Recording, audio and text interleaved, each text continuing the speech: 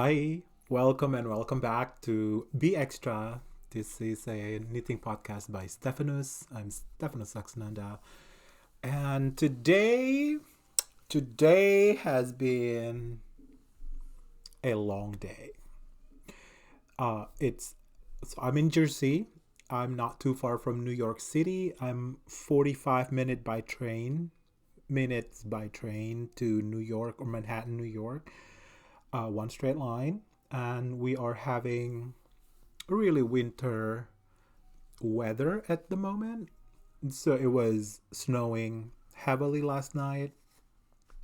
So I started the day with snow plowing and salting my walkway, my driveway, and at the end I was doing some exercise, which is just dancing on the snow. So if you would like to check some, you know, snow organization or snow cleaning of my house, around my house, and some funny little dance at the end, go to the Be Extra Knitting Instagram, which is Be Extra Knitting on Instagram.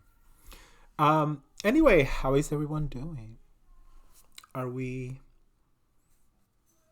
surviving 20th January of 2024? Yeah, so by the way, this is Monday, 20th January of 2025. Sorry, did I say 24? 2025. Um, Here in the United States, it's a national holiday. So I'm off from work today, so that's why I'm recording today instead of in the weekend. And there are a couple of other reasons why I did not record or upload in the weekend. But mainly because I was thinking, okay, I have Monday off and I know it's gonna be snowing. I'm not gonna go outside like far away from the house. So I think, okay, I'll just, put Monday as the recording and then uploading stuff. So here we are. Coffee. So let's see. Today, I think I will talk about a finished object and then a lot of whip or work in progress. Now, if people have followed me, you will know that what? We thought that you're a monogamous knitter. Well, exactly. It's New Year, New Me. Yeah, I don't know what happened, but if you watched the previous episode, I was showing this bigger bag here as my finished object, which is crochet instead of knitted, and it's using ISP raffia, um, 100% raffia. That this one I got from Knitty City. Meanwhile, I am still working on the vest, Scotland Yard vest, which I will show after the finished object of the episode. So yeah, yeah, I was crocheting this bag, and then I cannot stop crocheting, and I decided to pick up another crochet project, which is I decided to make similar purse but smaller in size for my little niece, and then I embellish it. I'll talk about it next. But while I'm doing that, I was looking at all my yarn that actually my yarn drawer is getting emptier. And I'm like, oh, this is nice. So I haven't since I think my last purchase of yarn was when I was in London or vacation in London. And I already know what they are for. So if I look around, most of the yarn that I have, they already have projects that I'm going to make them, and then it they will be made, you know, in the short term, or if not by the end of this year, they will be definitely made. Other than those yarn skeins, I have leftover yarns, and a lot of them, they're in balls. Like I don't know how much they are, or what's their weight. Now, I decided to start making um, like a donation type of uh, product or project. So, with the weather, with the season, with whatever is going on in the world, I decided to, make a donation blanket that it will be donated at us any uh, center or program that will help or will distribute this. So those are the things that I will talk about today. Maybe I'll also talk about what is happening other than knitting. Or maybe I can talk about last week, yeah, or the weekend. Okay, so let's just go with the finished product. So this is similar to my bag that I made. It is a crochet, I guess it's purse size. It is a perfect size for a, what do you call this? Um, mm-hmm, iPad. As you can see, perfect size. So I decided to make this because I have leftover. Oh, oh, this could be the profile picture of this episode.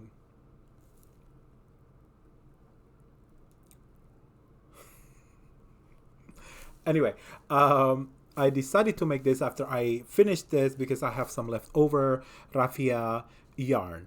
And I knew I'm not gonna have enough. Actually, I did not have enough to make this either, but I picked up more from a local yarn store. I really like the local yarn store. I never went there. It is up like North Jersey. Uh, Knit Tapestry. Hi, if I'm sure they don't follow me, but when I visited Knit Tapestry, because they're the only one in Jersey that I found that has this raffia, this color at that time. And because originally I got it from Nitty City in New York City, but um, this one I got it from Knit Tapestry, like two more rolls. Anyway, um, yeah. So the same idea with this. I just actually, as you can see in the back, uh, I just make it narrower and then shorten the length. But it's the same idea. There's this what do you call, straps, and then I love this part is really practical. If you put it on your shoulder, this guy, uh, these straps will not hurt you when you have something in the bag, or make the bag weight, or weight that weighs the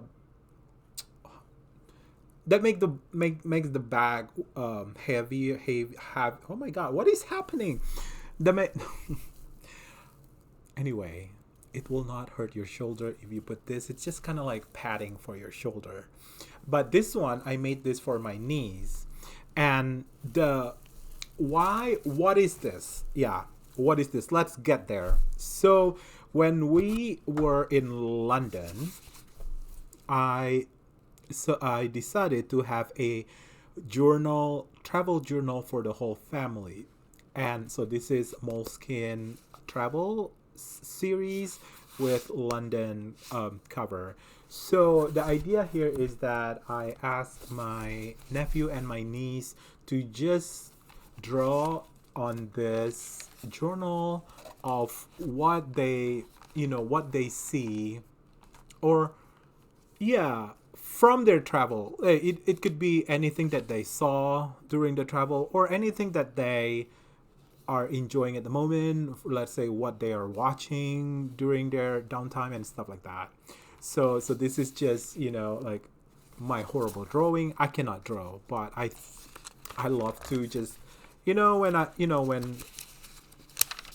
think it's a good thing for memory, keeping memory. So this is just, so I brought a bag of coloring pencil that you can turn into watercolors. So this is basically, we color it, and then at the end we just, get a brush and then water it, so it becomes a watercolor. So this is the big band area now. And then this is just like a Christmas tree. This is just like what do you call, like table flower in one of our hotel. And this is, I asked her to draw a fireplace. We went somewhere that has a really beautiful fireplace, and then she drew this. And then one night we were just, hanging around, like I think it's Christmas night, and then she decided to make me this paper doll of this YouTube series called The Amazing Circus, Digital Circus, and it has multiple characters. One of them is this, I forgot the name, and this is actually, so I realized she made a circus tent with, the characters. And then this guy is called Jack's Bunny. Now, I don't know how kid appropriate that that YouTube is, but I mean, it should be okay.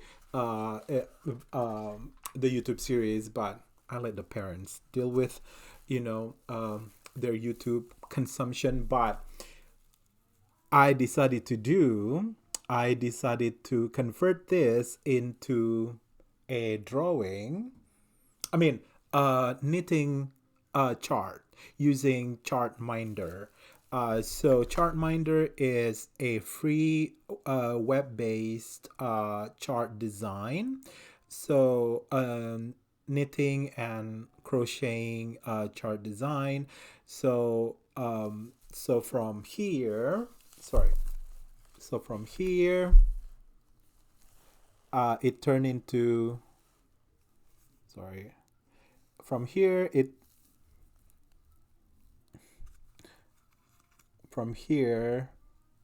it turned into a Chartminder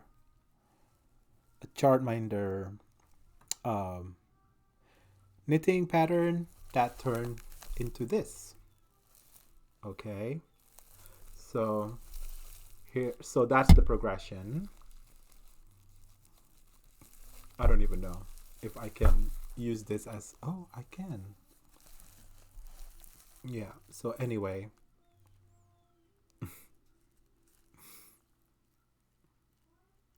Anyway, so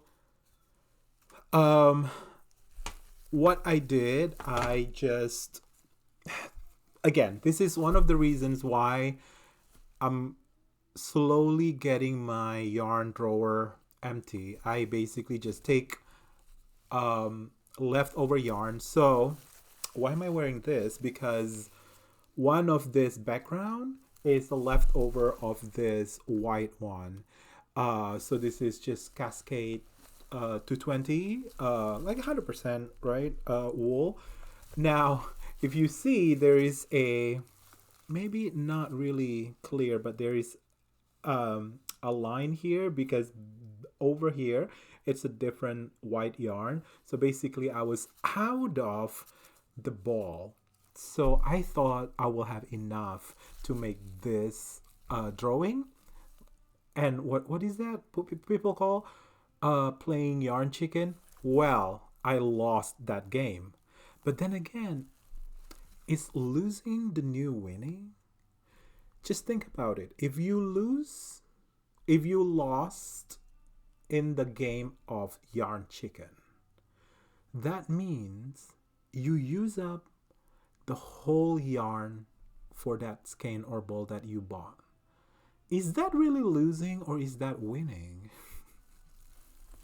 I think it's winning. It's just the way you look at it. You win at consuming things that you purchase for, like, turning that into usable products instead of just sitting there looking pretty. I mean, it will look pretty. Don't get me wrong. I love looking at unused yarn, but you know, you can also say when you lose, when you, anyway, you can always win at a chicken, yarn chicken, whatever. Anyway, so yeah, so when I lost the game of yarn chicken, I just find another white yarn over there, and I have a silk yarn that I made for my summer tank top. So that's why this is really a different shade of white. And then this whole thing color is just a mixture of, you know, yarn left over that I have made sweater with previously. So this one I made a sweater for my nephew. This yellow I think came from like a sock set, and then this pink one I forgot somewhere. Anyway, oh, and then just like the original bag or yeah that I made, I did not line specifically for this. Sorry, for this purse, but again, I have a lot of what do you call, shopping bags or shopping totes, and this one fits perfectly. So again, this is from Muji, New York, and this fits perfectly in there. And I'll definitely send this to California. They live in California with this little lining inside, purse inside, and there you go, voila. So you have again two purse in one, and it's really sturdy. I have worn this all over New York, and I put so many things in there, and it hasn't I haven't destroyed it. It's just a beautiful material for this purse. I find raffia is an amazing crochet fiber for purse. Is there anything else I need to say about that? No. So maybe I just take no. Yeah. Next. So that is the finished object. And then what am I wearing? I said this is a papillon shawl multiple times in previous episode. Yeah. Yeah. And then this is just cascade, all kind of cascade. Oh yeah, the fiber that I got for this was a set of four that was put together by Sun Dragon Fiber Arts in North Carolina.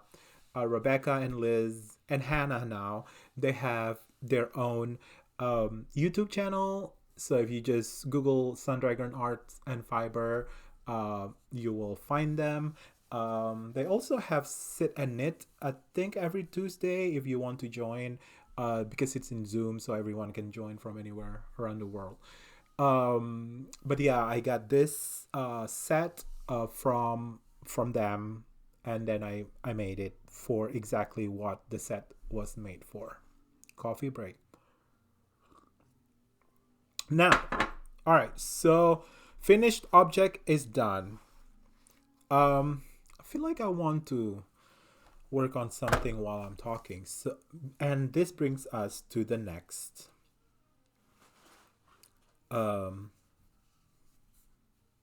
what you might call it,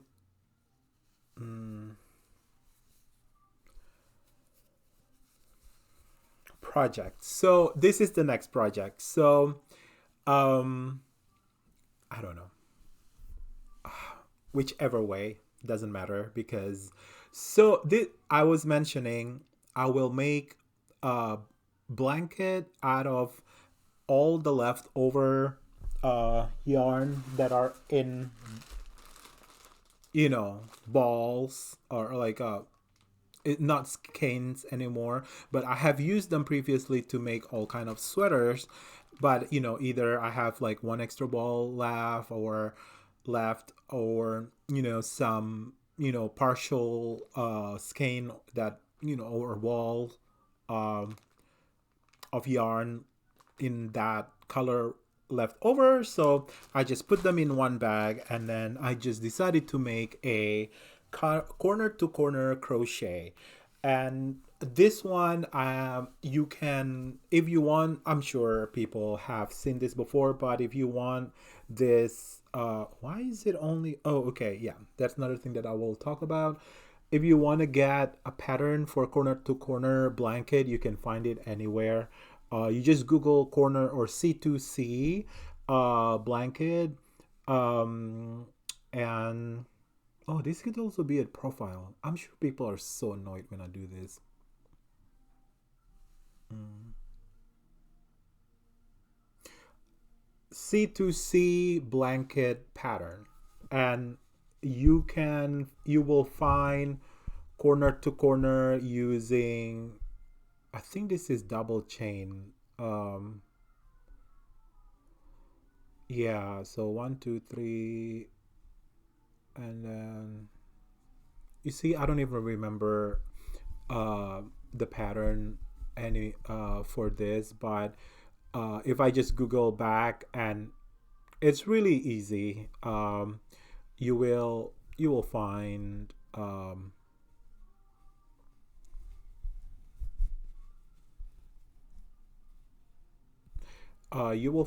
the pattern, and then it's easy repeat, um like a four steps repeat or something. I don't know. And yeah, the thing is with,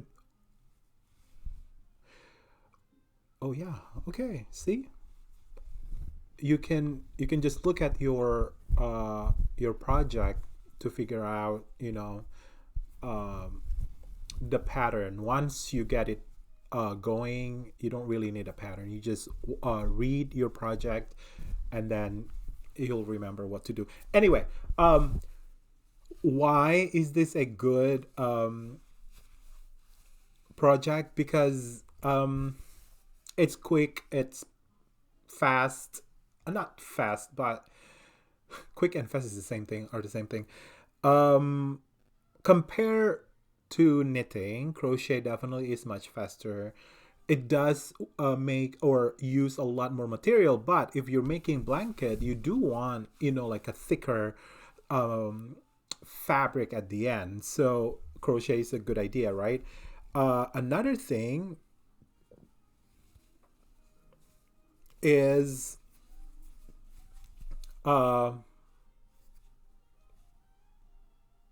what size of yarn do I use? So I have been working on products or projects that are varying from fingering all the way to worsted. So, for example, this is a worsted sweater that or yarn that I made worsted sweater out of for my nephew. So for the worsted, the pattern that I use, it works for DK all the way to worsted. Um, right. So, which is good because then it gives me a lot of possibilities of using all of my leftover yarn. Now, when I go to a lighter leftover yarn, for example, fingering, I can just double the fingering and then use the same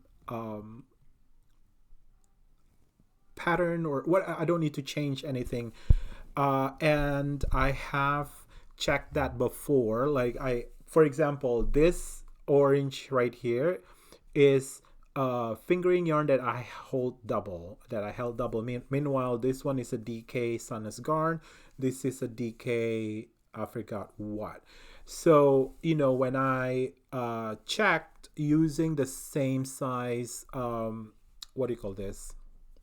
Crochet needle, I will get the same size, I mean the same gauge. So just check your gauge if you have multiple yarn weights.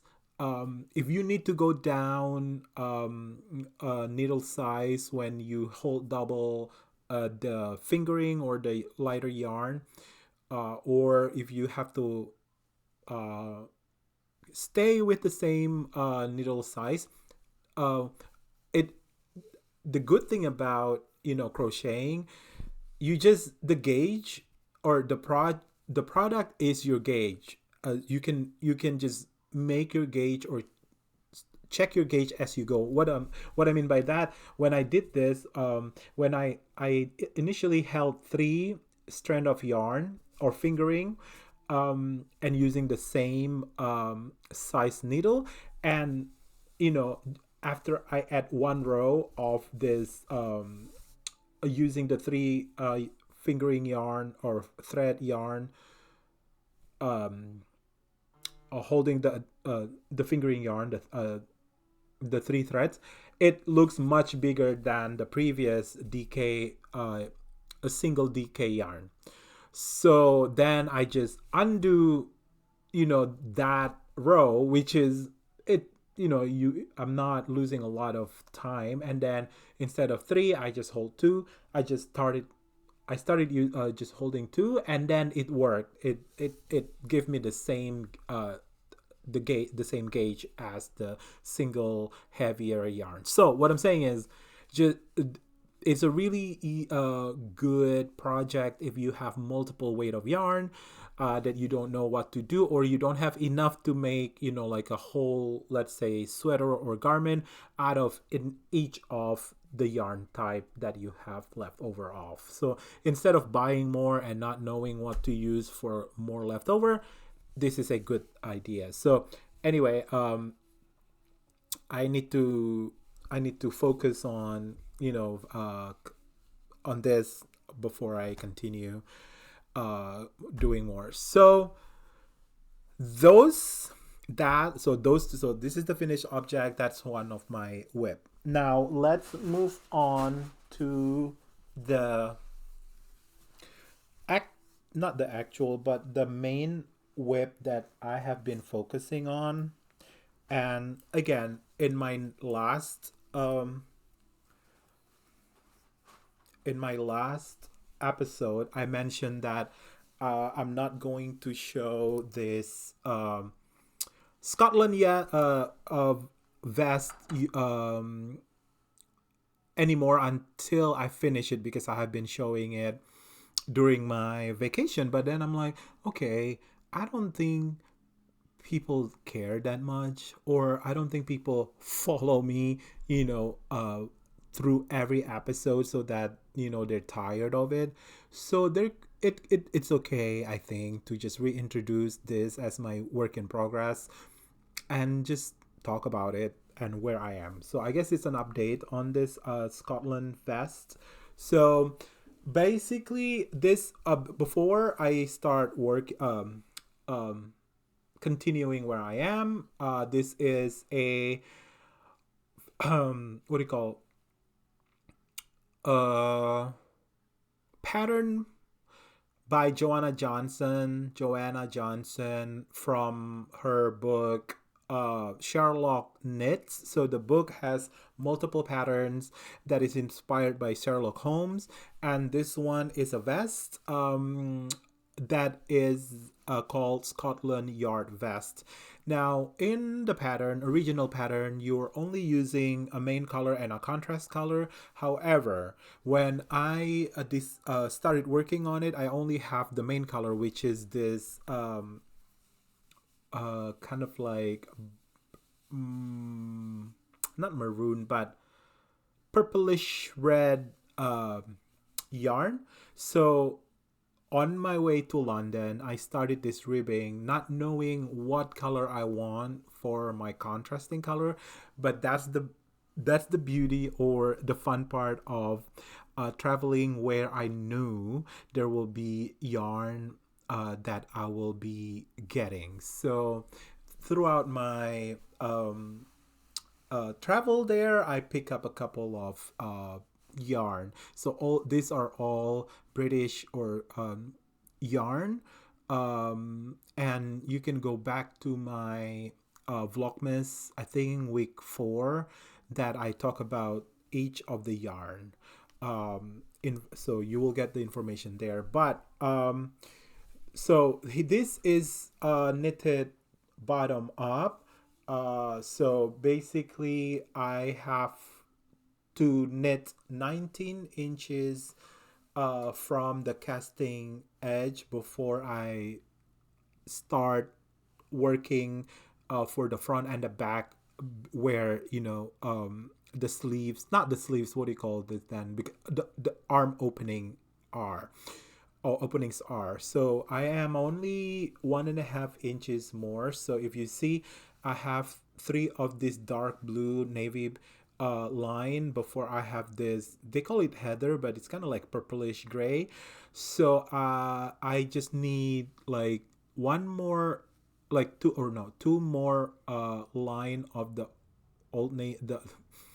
the dark navy blue rose, and then one more of the purple, and that will be it. That will be 19 inches exactly from the bottom, and then I will start separating for the armhole and start working on the back and the front, shape the V, and then you know close the shoulder, and then pick up the armhole for a little bit ribbing, and then do the v-neck ribbing, and that's it. Now this is a fingering pattern weight, so it's okay to have the fingering garment to last, not last, but to take a little bit more time than other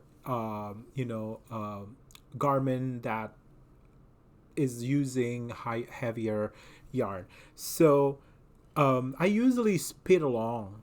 I speed along in making garment, even if I'm using fingering. However, I enjoyed this so much. Like, it looks so beautiful, and I know I will finish it before the winter is over. So there will be days that I will have, I will just imagine with this shirt and this vest, right? The color, the simple design. So it brought me joy, or I really love working on it, which is the motto of this what do you call YouTube channel. So I'm okay with having this a little bit in the background while while I was finishing this two purse, and also picking up another side project for giving it away. But definitely, now that I finished the purse, this will be my main target to finish. So I think by mid-February, I will be able to finish it. And okay, I think that's it. Now, what are the things that I'm looking forward to while it's still winter, and also, anything else that has happened, this past week? So we are going to for a ski trip in February. So I'm hoping this will be done before the February ski trip, which is February 20th. No, 17th. 17th. So that is almost a month from now. So I should be able to finish it. Also, because this is a vest, this will be a nice transitional garment, right? So I will be able to wear it well into the spring. So that's why I'm not too crazy about finishing it on like really fast. I'm just gonna enjoy it. Um, so yeah, so I will be um, going into to a ski trip. Actually, I will work on this um, February, and if you live in Jersey or tri-state area and you uh, would like to or you're planning to go skiing in this area, let me know. Maybe, we can meet up. I am thinking of organizing a queer ski trip uh, during this trip. So I have a couple of friends who are interested already. We're all queer knitters and skiers, or queer knitters or queer skiers. Maybe they're not, you know, all anyway. Um, but we're trying to see who else would like to join. Um, yeah. Now, I think what else has happened? Oh yeah, so like last weekend or this weekend? No, last weekend because today's Monday. Um, I was okay. That's why. So last weekend, Vogue Knitting Live um, happened in New York City. I did not go because, again, I tried to use up all the yarn that I already have and also all the yarn left over. So I don't see the reason to visit because, I just am not in a market for purchasing more yarn. But I hope um, the event went well. If you went there, uh, tell me how it was. What did you do? What did you see? Who did you meet? What did you learn? Or did you sell anything? Um, but instead, I was in Brooklyn. Is anyone following RuPaul's Drag Race? Okay. If you don't care about drag queens or drag performers, see you next time. Be kind, be extra, be brave. Be extra means to be brave. Take that challenge of upscaling or improving your skills in whatever you're doing. And, but still enjoying what you're making and definitely make what you want to love or what you love. Anyway, I'm not making any sense. I'm hungry. It is 12:27. I'm about to finish this recording and then just upload this video. So, if you're not into Drag Race, I'll see you next time. But if you're Drag Race fan, Stephanos Axnanda, when Stephanos Rajadoli, that's my real middle name, Stephanos Rajadoli Axnanda. Rajadoli is my grandfather name. I'm not making it up. Raja in Indonesia, actually, Indonesia means king. Doli, it's in a dialect. North Sumatran dialect, it means man. So my middle name is King of Men. Not making it up.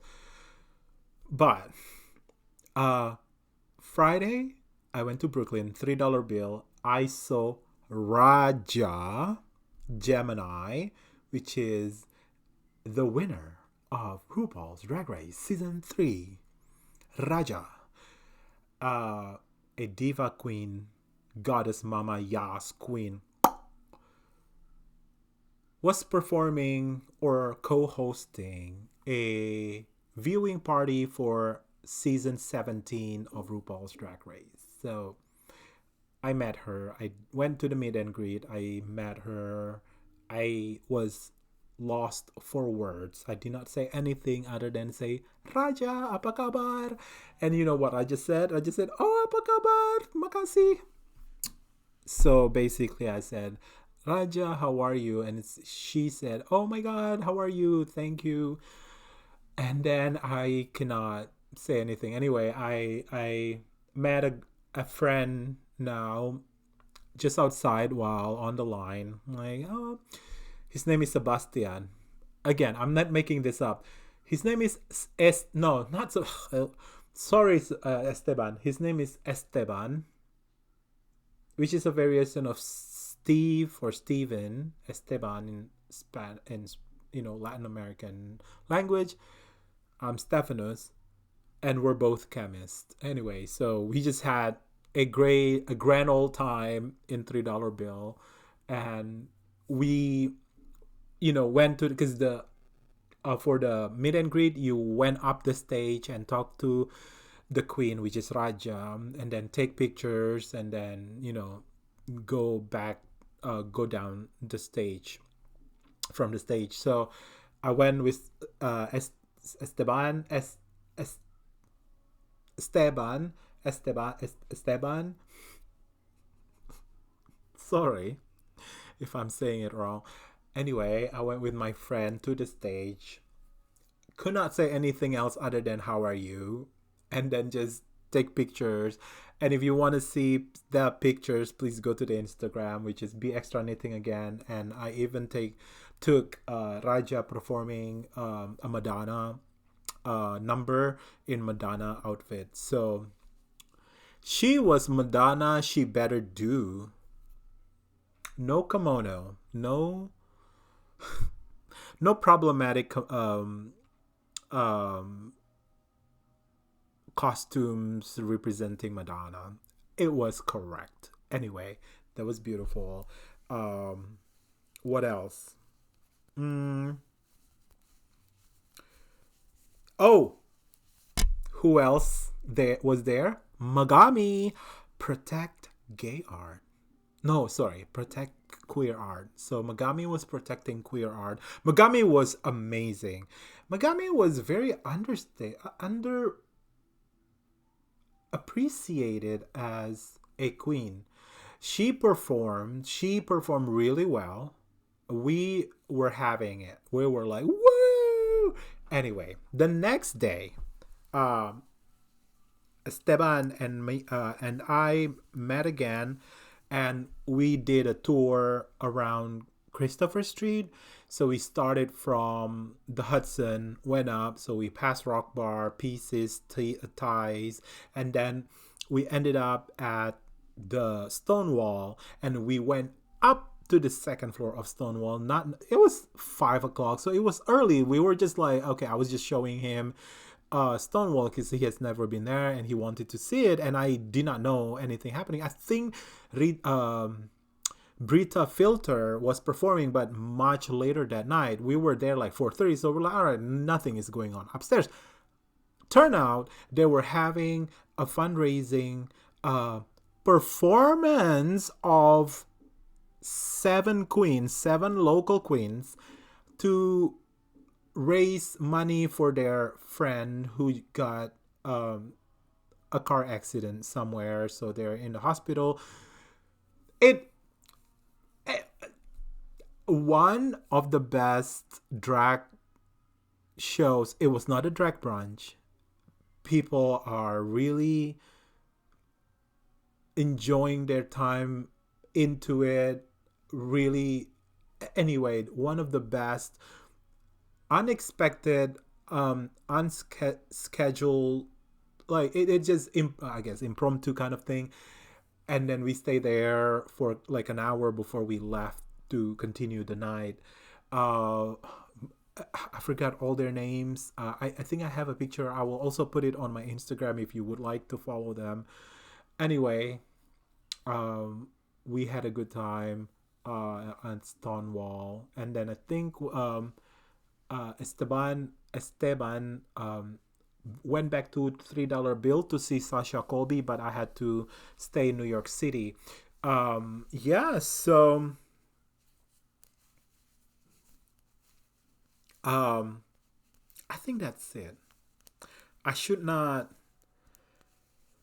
elaborate.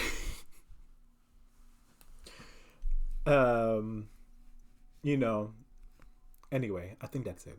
I think that's it. Well, it is. It's a shit show of a YouTube channel. I'm sorry if this doesn't make sense, but I think again, uh, I hope there's something out of this. If even if there's nothing, it's good to document for me, like things that I've been working on and where I am at what stage. And if you find anything helpful, I know last time I was talking about being left-handed and blah blah blah, but let's say you want to know how I convert the pattern for crocheting to left-handed crochet. Let me know. I can maybe discuss it next time. Yeah, I also crochet with left hand, so crochet is even more um pronounced when you are left hand or right hand, because it's only one needle and then it's either one hand or the other. So definitely it's more exaggerated for crochet when you read the pattern, but it's not a difficult thing, especially this one. This and that is symmetrical pattern, so there's not a really a tremendous effort in converting the pattern to left-handed knitting. uh yeah, if you have any questions, leave a message on the comment section.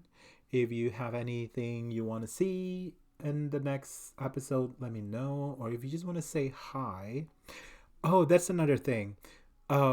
Thursday after work, I went to Brooklyn also. There was an LGBTQ plus alumni from Princeton and some other Ivy League schools, mostly grad schools, but there's some under. I think it was for grad school only. That was hosted by two alumni, a Princeton grad school alumni. Um, that they invited me and I invited my colleague. So my colleague graduated from Duke University and I went to Berkeley for a postdoc. So after graduate study, um, and we met a couple of like a lot of guys in this Brooklyn uh, bar, and then there we talk about so many things. But then one of the alumni, I think he's from Columbia uh, University. He is either a lawyer or in finance. People are either lawyer, finance. One of those, because people who work in New York City, a lot of them are in that field. Did not meet a lot of scientists or chemists, but which is fine. That's exactly what I wanted, to just expand my circle of not friends, but people that I know. Um, what am I talking about? Oh yeah, one of them used to work for the fashion industry, especially in the knitwear industry. And I was okay, it's in there. I was wearing the sweater that I was wearing in the last episode. So it's a blue mohair with hot pink contrasting color, and it's I call it Giotto sweater. So he knew exactly I was wearing a mohair sweater. So he asked me where I got it. I said I made it. He was wearing a cable sweater. So he was like, "Oh, I know that thing as a handmade." I said, "Oh yeah." He said, "I work for Ralph Lauren knit wares for multiple years." Um, and then he picked up a couple of. I don't think he's in the designing, but I think he's in the finance part. But he got to know a lot of designing of the knitwear. So he was testing me for some reason. Like, okay, do you know the ribbing part? I'm like, yes, I know the ribbing part. And then he asked me, um, let me see the back of your sweater. I'm like, okay, sure. So I show my floats. He was like, oh, okay. And then after all the tests, I told him, this is machine made, what you're wearing. He said, yes, it's a machine made. And then I said, yeah, it's all seamed here. The cables are flat. I said, yeah, but this is all cashmere. I bought it, Ralph Lauren 1980s. Mm-hmm. We could have made that using hand. We could have knitted that also by hand. Anyway, I was just like reciprocating the quiz that I was given by him. But no, it was a great night. Yeah, and then in $3 bill, I was wearing another sweater, and then this guy just came to me. Where do you get this sweater? So blah blah blah. Same thing again. And then he also asked me to see the float because apparently he also knows, when you're doing color work. But the way he asked for the float it's not very PC, so I'm not gonna say it here, but it was so unexpected. I'm like, oh, okay, Brooklyn, really interesting. So, summary: winter, handmade sweater, gay bars, interesting conversation. I'll just leave it there. Until then, I'll see you next time. Until then, be extra, be brave. Pick up something that you love, make something you love what you make. Be extra is to mean to be brave. Not we're taking be extra from a negative feeling to empowering, so you continue to better yourself and to enjoy the process while making things. I'm not making any sense. But until then, bye.